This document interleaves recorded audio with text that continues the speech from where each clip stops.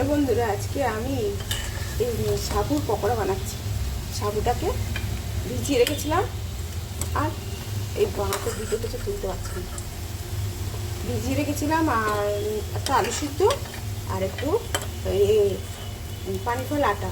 আজকে একাদশীর সাবু একদম এটা ভেজিটেবল চপের মতন মাপের করেছি। কি হালকা হালকা দেখো, একটা কটা গোল গোল করেছি আর কটা লম্বা লম্বা করেছি। আর কতগুলো আছে করব। এই যে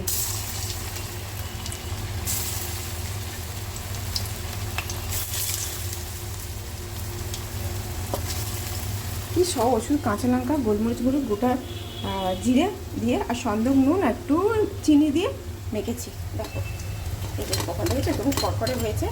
এই যে আজকে আমি সাবুর পকোড়া বানিয়েছি, এইগুলো এবার ভাজা হচ্ছে। কীভাবে করতে হয় সেবার দেখালাম তোমার, তাই তোমাদের সাথে শেয়ার করলাম। ভালো লাগলে লাইক করো, টাটা।